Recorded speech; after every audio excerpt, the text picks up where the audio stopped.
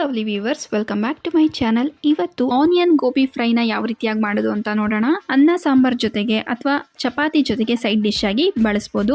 ನೀವಿನ್ನೂ ನಮ್ಮ ಚಾನಲ್ಗೆ ಸಬ್ಸ್ಕ್ರೈಬ್ ಆಗಿಲ್ಲ ಅಂದರೆ ದಯವಿಟ್ಟು ಸಬ್ಸ್ಕ್ರೈಬ್ ಮಾಡಿ. ಈ ವಿಡಿಯೋ ಇಷ್ಟ ಆದಲ್ಲಿ ದಯವಿಟ್ಟು ಲೈಕ್ ಮಾಡಿ. ನಿಮ್ಮ ಅನಿಸಿಕೆ ಅಭಿಪ್ರಾಯಗಳನ್ನ ನಮಗೆ ಕಾಮೆಂಟ್ ಮೂಲಕ ತಿಳಿಸಿ. ಮೊದಲಿಗೆ ಗೋಬಿನ ಚೆನ್ನಾಗಿ ಕ್ಲೀನ್ ಮಾಡ್ಕೊಂಬಿಡೋಣ. ಇದಕ್ಕೆ 1 ಲೀಟ್ರಷ್ಟು ನೀರನ್ನ ಒಂದು ಪಾತ್ರೆಯಲ್ಲಿ ಕುದಿಲಿಕ್ಕೆ ಇಟ್ಟಿದ್ದೀನಿ. ಇದಕ್ಕೆ 1 ಟೇಬಲ್ ಸ್ಪೂನ್ ಅಷ್ಟು ಉಪ್ಪನ್ನ ಹಾಕಿ ನೀರು ಕುದಿಲಿಕ್ಕೆ ಸ್ಟಾರ್ಟ್ ಆದ ನಂತರ ಕಟ್ ಮಾಡಿ ಇಟ್ಕೊಂಡಿರುವಂತಹ ಈ ಗೋಬಿ ಪೀಸಸ್ಗಳನ್ನ ಇದಕ್ಕೆ ಸೇರಿಸ್ತಾ ಇದ್ದೀನಿ.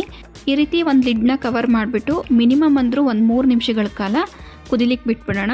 ಗೋಬಿಲಿ ಯಾವುದೇ ರೀತಿ ಹುಳಗಳಿದ್ದರೆ ಅಥವಾ ಕಸಕಡ್ಡಿ ಇದ್ದರೆ ಈ ರೀತಿ ಮಾಡೋದ್ರಿಂದ ತುಂಬಾ ನೀಟಾಗಿ ಕ್ಲೀನ್ ಆಗುತ್ತೆ. ಸೊ ಇವಾಗ ನೀರನ್ನು ಬಸ್ಕೊಂಡು ಗೋಬಿ ಮಾತ್ರ ನಾನು ಪಕ್ಕಕ್ಕೆ ತೆಗೆದಿಟ್ಕೊಂಡಿದ್ದೀನಿ. ಈಗ ಆನಿಯನ್ ಗೋಬಿ ಫ್ರೈ ಮಾಡಲಿಕ್ಕೆ ಒಂದು ಪಾತ್ರೆಗೆ ಸುಮಾರು 3 ರಿಂದ 4 ಟೇಬಲ್ ಸ್ಪೂನಷ್ಟು ಅಡುಗೆ ಎಣ್ಣೆನ ಹಾಕ್ಕೊಂಡಿದ್ದೀನಿ. ಎಣ್ಣೆ ಚೆನ್ನಾಗಿ ಕಾದ ನಂತರ ಇದಕ್ಕೆ 1 ಟೇಬಲ್ ಸ್ಪೂನ್ ಜೀರಿಗೆ ಹಾಗೆ 1 ಮೀಡಿಯಮ್ ಸೈಜ್ ಈರುಳ್ಳಿನ ಈ ರೀತಿ ಉದ್ದವಾಗಿ ಹೆಚ್ಚಿ ಹಾಕ್ಕೊತಾ ಇದ್ದೀನಿ. ಸೊ ಇದನ್ನೆಲ್ಲ ಚೆನ್ನಾಗಿ ಬಾಡಿಸ್ಕೊಳ್ಳೋಣ.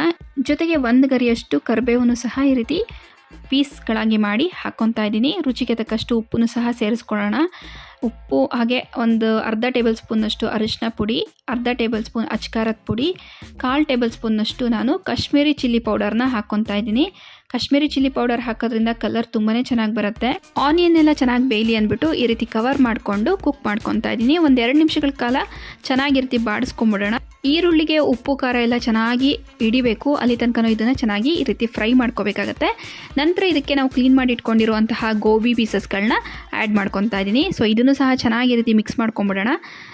ಖಾರ ಉಪ್ಪು ಎಲ್ಲ ಈ ಗೋಬಿಗೂ ಸಹ ಚೆನ್ನಾಗಿ ಹಿಡಿಬೇಕು. ಆ ರೀತಿಯಾಗಿ ಚೆನ್ನಾಗಿ ಮಿಕ್ಸ್ ಮಾಡಿಕೊಂಡು ಕವರ್ ಮಾಡಿಬಿಟ್ಟು ಲೋ ಫ್ಲೇಮಲ್ಲಿ ಇಟ್ಕೊಂಡು ಒಂದು 3 ರಿಂದ 4 ನಿಮಿಷನಾದ್ರು ಚೆನ್ನಾಗಿ ಬೇಯಿಸ್ಕೋಬೇಕು. ಇನ್ ಬಿಟ್ವೀನ್ ಈ ರೀತಿ ತಿರುವಾಕೊತಾ ಇರಿ, ಇಲ್ಲಾಂದರೆ ತಳ ಹಿಡಿಯೋ ಚಾನ್ಸಸ್ ಇರುತ್ತೆ.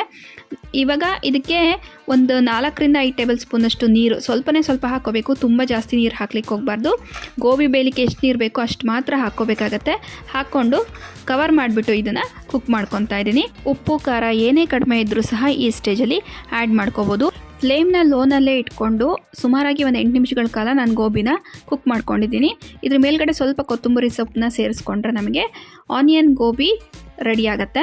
ಅನ್ನ ದಾಲ್ ಜೊತೆ ಸೈಡ್ ಡಿಶ್ ಆಗಿ ಅಥವಾ ಚಪಾತಿಗೂ ಸಹ ತುಂಬಾ ಚೆನ್ನಾಗಿರುತ್ತೆ. ನೀವು ನಿಮ್ಮ ಮನೆಗಳಲ್ಲಿ ಈ ರೆಸಿಪಿ ಟ್ರೈ ಮಾಡಿ. ಈ ವಿಡಿಯೋ ಇಷ್ಟದಲ್ಲಿ ದಯವಿಟ್ಟು ಲೈಕ್ ಮಾಡಿ. ಮತ್ತೊಂದು ರೆಸಿಪಿ ಜೊತೆ ನಾನು ನಿಮ್ಮನ್ನು ಮತ್ತೆ ಭೇಟಿ ಆಗ್ತೀನಿ. ಅಂಟಿಲ್ ದೆನ್ ಟೇಕ್ ಕೇರ್, ಬಾಯ್.